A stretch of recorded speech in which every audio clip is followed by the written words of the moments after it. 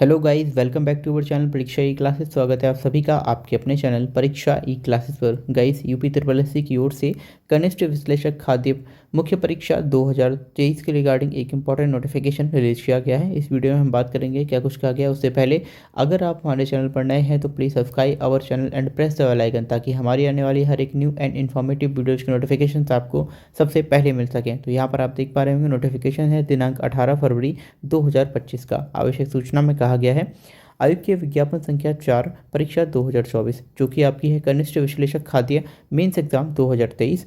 चौथी परीक्षा है ये पैट 2023 के अंतर्गत होने वाली। इसके अंतर्गत कनिष्ठ विश्लेषक खाद्य के विज्ञापित 417 पदों पर चयन हेतु मेंस एग्जाम दिनांक 16 फरवरी 2025 को जनपद लखनऊ में आयोजित की गई थी। तो देखिए, जो आपका कनिष्ठ विश्लेषक खाद्य मेंस एग्जाम था ये आपका 16 फरवरी को लखनऊ में कंडक्ट कराया गया था। इसके क्रम में उक्त लिखित परीक्षा की प्रोविजनल उत्तर कुंजी आयोग की आवश्यक सूचना दिनांक 17 फरवरी 2025 द्वारा अभ्यर्थियों के अवलोकनार्थ आयोग की वेबसाइट पर प्रकाशित की गई थी। तो इसकी जो आंसर की है वो आपकी 17 फरवरी 2025 को आयोग की ऑफिशियल वेबसाइट पर रिलीज कर दी गई थी।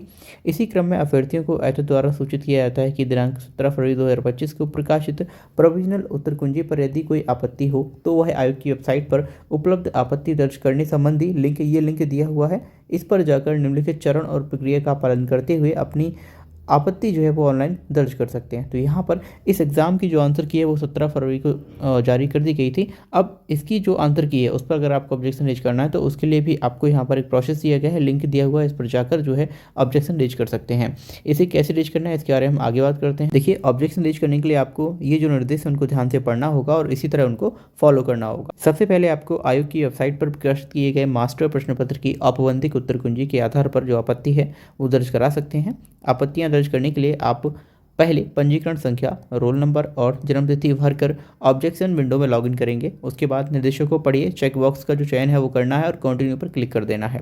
इसके बाद जो प्रश्न का चयन करेंगे जिस पर आपको आपत्ति जो है वो दर्ज करनी है, तत्पश्चात अपनी आपत्ति यहाँ पर दर्ज करेंगे।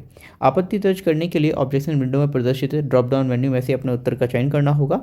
तत्पश्चात अभ्यर्थी को टेक्स्ट बॉक्स में आपत्ति का जो विवरण है वो भी देना होगा, यानी आप उसका जस्टिफिकेशन भी देंगे कि कहाँ पर ये जो गलत है, जो आप ऑब्जेक्शन रेज कर रहे हैं जिस ऑप्शन पर, वो कहाँ पर गलत है और क्यों वो गलत होना चाहिए और सही क्या है वो भी आपको यहाँ पर बताना होगा।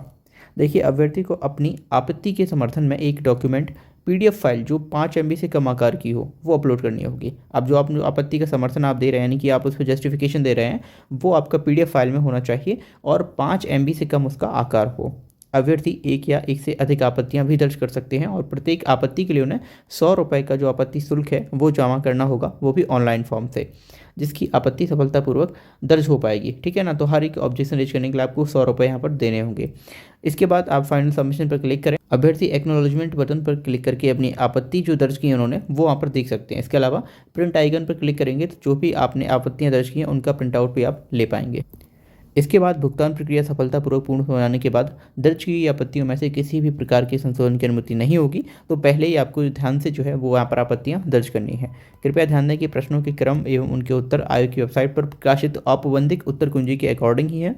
अभ्यर्थी आयोग की वेबसाइट पर दिए गए लिंक के माध्यम से निर्धारित समयावधि में ही मात्र एक बार ऑनलाइन आपत्ति दर्ज करा सकते हैं। किसी अन्य माध्यम से भेजी गई आपत्तियों पर विचार नहीं किया जाएगा। तो एक बार में आप जितनी चाहे उतनी आपत्तियां दर्ज कराएंगे, दोबारा आपको आपत्तियां दर्ज करने का मौका नहीं दिया जाएगा।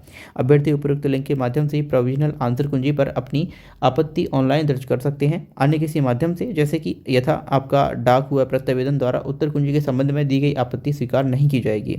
सूच्य है कि आपत्ति दर्ज करने की जो अंतिम तिथि है वो 24 फरवरी रखी गई है। उक्त तिथि के उपरांत आपत्ति दर्ज करने की सुविधा स्वतः समाप्त हो जाएगी। तो यहाँ पर आप देख पा रहे होंगे यूपी ट्रिपल एससी की ओर से कनिष्ठ विश्लेषक खाद्य मुख्य परीक्षा जो है वो कंडक्ट करा दिया गया है। उसकी आंसर की भी रिलीज कर दी गई है। यदि आपके ऑब्जेक्शन रेज करना चाहते हैं तो आप कर सकते हैं, जिसकी लास्ट डेट 24 फरवरी रखी गई है। आई होप आपको वीडियो समझ आया होगा। Thank you watching this video. मिलते हैं अगली वीडियो में।